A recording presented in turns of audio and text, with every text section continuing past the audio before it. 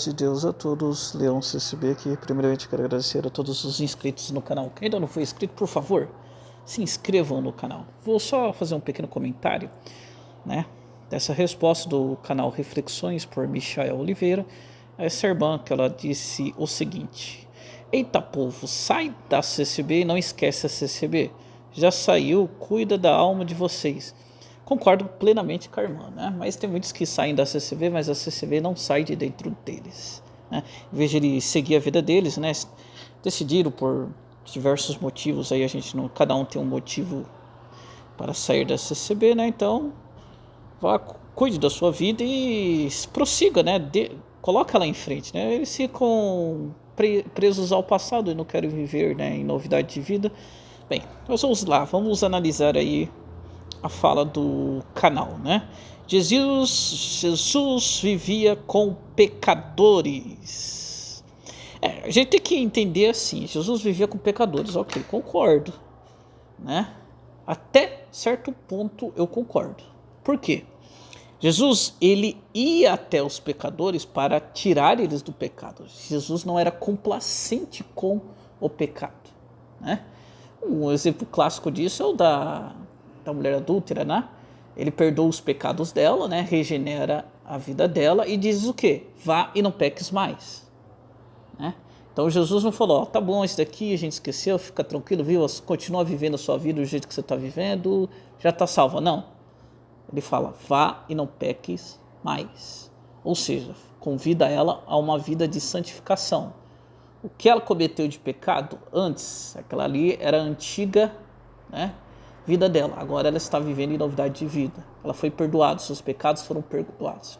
Jesus tinha autoridade para isso. Então Jesus, ele tirava as pessoas do pecado, né? Ele não era complacente com o pecado. A gente tem que ter cuidado com esse tipo de afirmação. Ó, Jesus vivia com os pecadores, né? E tem que situar em qual que é a nossa, onde a gente quer chegar quando fala isso. Por quê? Senão fica essa coisa meio que no ar, né? Como ele não objetivou essa afirmação dele, então só faço esse pequeno acréscimo, vamos dizer assim, né? Mas sempre lá na sinagoga para criticar a postura dos líderes religiosos.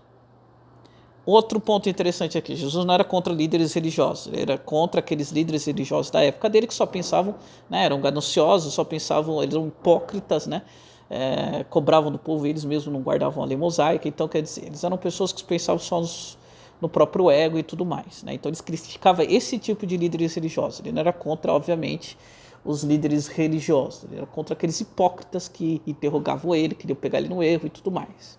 Era sobre isso, ok? Agora vamos lá.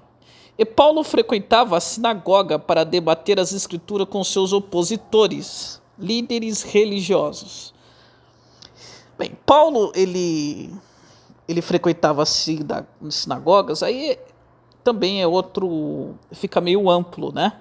Mas de uma maneira geral, quando ele debatia as escrituras, é para mostrar Jesus nela, Jesus no Antigo Testamento. Então ele queria mostrar Jesus, provar através da escritura. Quando a gente fala as escrituras no Novo Testamento, quando faz a citação, escrituras era o Antigo Testamento. Então Paulo ele mostrava Jesus no Antigo Testamento, em cumprimento de profecias e tudo mais. Então ele confrontava os líderes com esse objetivo, tá? Mas fica meio vago também essa questão. Bem, o que dá para perceber aqui que ele está falando na ideia de confrontar líderes, né, religiosos. Vamos ver o porquê ele está querendo passar essa ideia de confrontar líderes religiosos. Vamos ver agora. Então, minha amiga, qual exemplo você quer seguir? O de Jesus e de Paulo ou da omissão ensinada pelos seus anciãos? Isso daí é uma falácia, né? Omissão, que tipo de omissão? Né? Nunca vi ancião pregando omissão nenhuma, né? Isso daí é uma falácia, é um ataque deliberado, né? Engraçado que ele usa Paulo, né? Em uma das lives dele recentemente, eles até questionaram se Paulo era apóstolo, né? Teve uma senhora que é integrante do canal dele, falou até que Paulo se colocou como apóstolo, né? Negando, né, que Jesus Cristo, está bem claro lá em Atos, né, que foi Jesus Cristo que colocou Paulo como apóstolo. Eles basicamente atacaram o apóstolo Paulo, fizeram uma série de ataques ao apóstolo Paulo, né? Então, E agora, né, ele tem que se decidir se ele vai acreditar que Paulo era apóstolo ou nada. Então, quando convém, ele está usando o apóstolo Paulo. Aí, quando não convém, né, que Paulo falava umas coisas meio rígidas, né? Aí Paulo já não serve mais. Então, ele está meio que usando quando convém Paulo, como nesse caso aqui. Ele está utilizando Paulo quando convém a ele.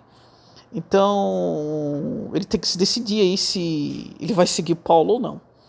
Então, novamente, ele pega questões relacionadas a Jesus e a Paulo de maneira a tentar aí, empurrar, ele vai colocar a falácia dele, a omissão ensinada pelos anciãos. É um ataque deliberado aos irmãos anciãos que não tem nada a ver, não tem base, ele não consegue, através da do pensamento dele ali, que ele colocou, né, da argumentação dele, a argumentação dele é fraca, não faz a análise correta daquilo que ele coloca e ainda tenta fazer um ataque aos irmãos anciãos, né? Então, para mim, ele não, ele só aproveitou o momento para atacar os anciãos aí do Braz, só isso. Ele não respondeu ao irmão, e eu concordo com a irmã, tem que seguir a vida, meu filho, segue a vida. Que Deus abençoe a todos e até a próxima.